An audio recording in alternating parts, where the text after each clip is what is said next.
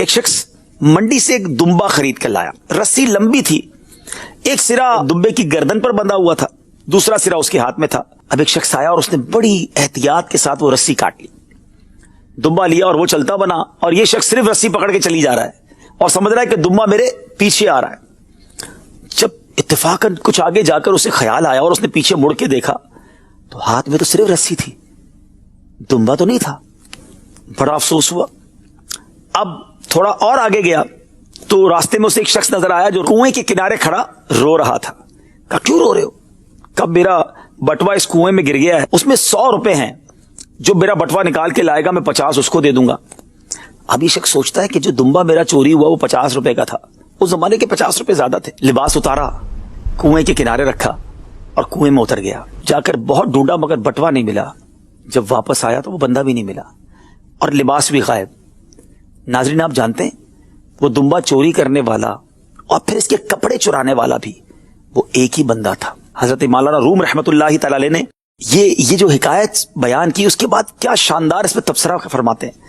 آپ فرماتے ہیں دمبا چرانے اور کپڑے اتروانے والے کی مثال بھی شیطان پر صادق آتی ہے.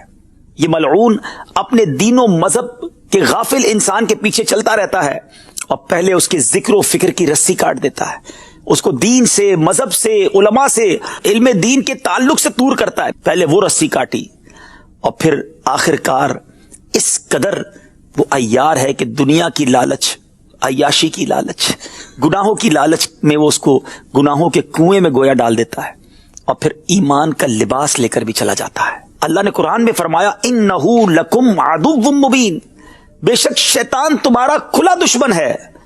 مگر آج لوگ شیطان سے دوستی لگائے بیٹھے. کیسے؟ ظہر کا وقت ہوا, شیطان نے کہا ابھی نہیں, کام کا ٹائم ہے, ابھی کہاں جائے گا نماز پڑھنے. دل سے خیال بھی کبھی کبھی آتا ہوگا یار رمضان میں تو پڑھ رہا تھا, نہیں اب کوئی بات نہیں, رمضان چلا گیا. کس کی مانی؟ شیطان کی. عصر کا وقت آیا, شیطان نے کہا ابھی تو گاہک بہت ہے آگے پیچھے, بعد میں رات کو دیکھیں گے. عصر بھی گئی, کس کی مانی؟ شیطان کی. مغرب گئی, کس کی مانی؟ شیطان کی. عشاء کا وقت ہوا, یار ابھی تو بہت تھک گیا ہوں, بس جمعے سے نماز شروع کر دوں گا. عشاء بھی قضا ہوئی, کس کی مانی؟ شیطان کی. موبائل اٹھایا, یہ والا پروگرام, یہ والی ویب سائٹ, یہ والا منظر, جلدی دیکھ لے, کس کی مانی؟ شیطان کی. میں نے تو بہت تھوڑی باتیں بتائی ہیں ناظرین, اتنی باتیں کیا ماں باپ کی مانتے ہیں؟ اتنی باتیں دنیا میں ہم کس کی مانتے ہیں؟ شاید روزانہ ہم سے شیطان اتنی باتیں منواتا ہے کہ جو ہم دنیا میں کسی اور کی نہیں مانتے. تو بتائیے نا, کیا یہ دشمنی ہے یا یہ پکی دوستی ہے؟ اور شیطان کی دوستی برباد کر دے گی. اور ایک بڑی پیاری بات ایک بار میں نے سنی تھی کہ جو بندہ روز شیطان کی مانتا ہے نا, کہیں ایسا نہ ہو کہ مرتے وقت بھی شیطان کی مان جائے. مرتے وقت بھی اگر مان گیا اور شیطان نے کہا کہ معاذ اللہ, کیونکہ احادیث میں یہ مضمون ہے کہ شیطان آخری وقت انسان پر حملہ کرتا ہے کہ بے ایمان ہو جا, معاذ اللہ غیر مذہب اختیار کر لے, اور انسان اس کی بات مان کر بعض اوقات اس کا ایمان بھی وہ چھین لیتا ہے. جو روز مانتا ہے وہ آخری وقت بھی مان سکتا ہے نا.